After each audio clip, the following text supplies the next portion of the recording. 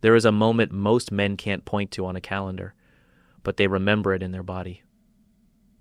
It's not the first argument. It's not the breakup. It's not even a clear mistake. It's the moment you realize you are no longer reacting to what she says. You are reacting to how she might feel. You notice it in the pause before you send a message, in the way you soften words before they ever leave your mouth, in how you begin to explain yourself before you've even been questioned. You tell yourself you're being thoughtful, emotionally aware, mature, but underneath that effort is a quiet fear that doesn't get named. If I don't manage this right, something will be lost. That fear is subtle. It doesn't shout. It doesn't feel dramatic. It feels responsible. And that's why it's so dangerous. Because the moment you start trying to secure her feelings, something inside you quietly steps out of its natural position. You don't notice it at first. Nothing collapses. Nothing explodes. The relationship might even feel calmer for a while. Smoother. Less volatile. But something vital has shifted. You've moved from being present to being careful. And attraction does not live in carefulness. Most men are taught, directly or indirectly, that emotional security is the foundation of closeness. That if a woman feels safe enough, reassured enough, understood enough, she will relax into desire. That if you remove uncertainty, if you anticipate discomfort, if you show emotional intelligence early and often, intimacy will deepen naturally. It sounds reasonable. It sounds kind. It sounds like growth. But it confuses comfort with polarity. Comfort stabilizes. Polarity animates.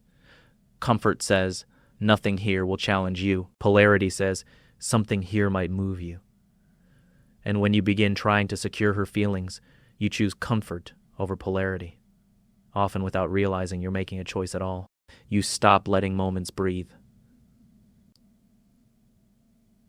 A silence appears, and you rush to fill it. A question forms in her tone, and you rush to answer it. A flicker of uncertainty crosses her face, and you rush to soothe it. You become very good at this. You learn her rhythms, her sensitivities, her emotional patterns. You adjust yourself to fit around them. And on paper, that looks like care. But psychologically, something else is happening. You are taking responsibility for an internal world that is not yours. You are trying to regulate what must be felt freely. And desire cannot grow where everything is managed. Think about the men you've seen disappear this way. Maybe quietly, maybe slowly. They didn't become cruel. They didn't withdraw. They didn't turn cold. They became accommodating. They became emotionally available in a way that left nothing unknown. They became predictable. And predictability doesn't destroy attraction overnight. It dissolves it gradually. Because desire needs space, not distance, not games, space.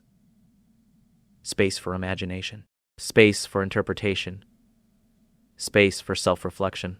When you secure her feelings too early, too often, too completely, you remove the need for her to meet herself inside the interaction. And when there is no self-contact, there is no depth. There's a particular kind of man who struggles with this more than others. He's not careless. He's not selfish. He's usually introspective, emotionally intelligent, often thoughtful to a fault. He notices shifts. He senses when something is off before it's spoken.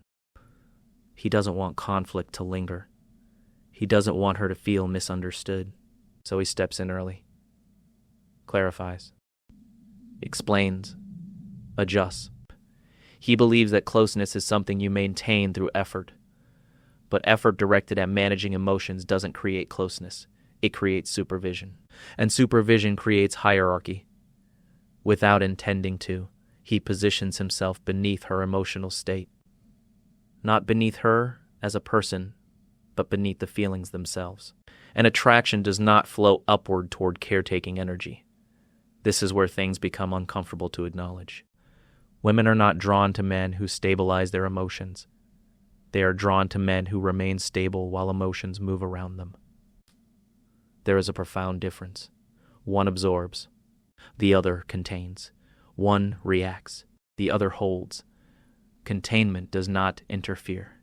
It does not rush. It does not rescue. It allows experience to unfold.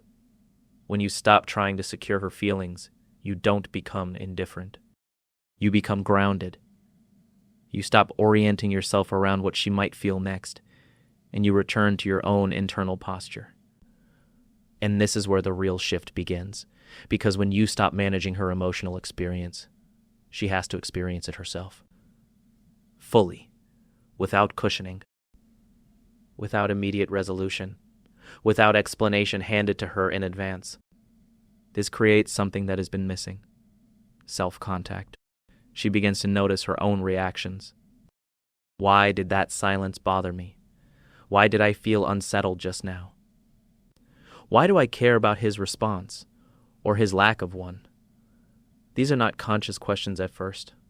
They surface as sensations, as curiosity, as tension that doesn't immediately resolve. And tension, the right kind, is not a problem. It's the birthplace of attraction.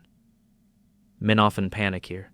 They sense a shift, a subtle pulling back, less emotional feedback, and they interpret it as loss. So they re-engage, they check in, they reassure, they explain. They collapse the space that was just beginning to form, because they were taught that uncertainty is danger. But uncertainty is not danger, it is recalibration. When you stop trying to secure her feelings, your presence changes. You speak less, but with more weight. You react slower, not colder. You stop narrating yourself. You become harder to immediately read, not because you're hiding, but because you're no longer performing emotional transparency as reassurance. This creates contrast, and contrast is what makes someone lean in. Think about how often attraction begins not when someone explains themselves perfectly, but when something feels unresolved in a way that invites reflection. Not confusion that feels chaotic, but ambiguity that feels intentional. When you are no longer orienting yourself around her emotional state, she begins orienting around yours. Not in a desperate way, not in a chasing way. In an awareness way, she starts tracking you, your pace, your steadiness, your lack of urgency. And this is where many men misinterpret what's happening. They think she's pulling away, but often she's adjusting. She's feeling the absence of emotional supervision. She's noticing that you didn't rush to manage the moment, and that absence creates presence. At some point, a test appears. It doesn't announce itself. It doesn't feel dramatic. She may say she's confused. She may comment on distance. She may ask where things are going. But listen carefully. This is rarely a request for information. It's a request for reassurance. For you to step back into the old role. For you to abandon your center to stabilize hers. And this is the moment that determines everything. If you rush to soothe, explain, reassure, the polarity collapses. The dynamic returns to management. The gravity disappears. But if you remain calm, grounded, non-defensive, something locks into place. Not because you passed a test, but because you demonstrated something rare. That you can allow emotion to exist without trying to control it. That you trust the interaction enough to let it breathe. That you don't need to secure the outcome. Outcome independence is often misunderstood. It's not detachment. It's not indifference. It's not pretending you don't care. It's non-investment in emotional control. It's allowing attraction to either exist or not. And paradoxically, that's when it has room to grow. Because desire cannot be negotiated. It cannot be persuaded. It arises when two people meet without trying to manage the result. When you stop trying to secure her feelings, you stop chasing emotional certainty. You stop needing her reactions to validate your position. And this does something subtle but profound. You return to yourself. You stop abandoning your internal rhythm to accommodate someone else's emotional weather. You speak when something is true for you, not when something needs smoothing. You listen without absorbing. You are present without dissolving. And this presence feels different. It doesn't beg. It doesn't perform. It doesn't hover. It stands. Women often describe this feeling indirectly. They say things like, "I don't know what it is, but I feel different around you. You don't react the way I expect. I feel calm, but also alert." That alertness matters because desire requires wakefulness, not safety alone, not comfort alone. Wakefulness. When you secure her feelings constantly, you lull the interaction to sleep. When you stop, you invite consciousness back in. This doesn't mean you withhold care. It means you stop confusing care with control. Care respects autonomy.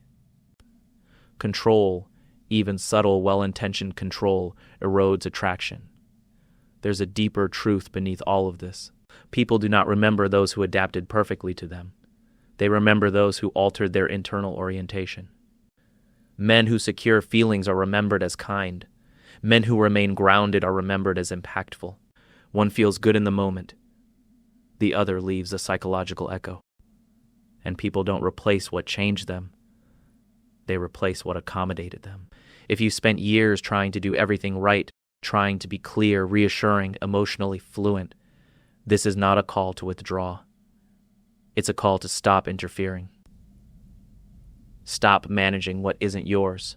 Stop explaining what hasn't been questioned. Stop securing what must be freely given. Because the moment you stop trying to secure her feelings, she finally has the space to feel them. And in that space, something real can begin. Not because you controlled it, but because you allowed it. And maybe, for the first time, you allowed yourself to stay intact while it happened. That's not distance. That's presence. And presence is what endures.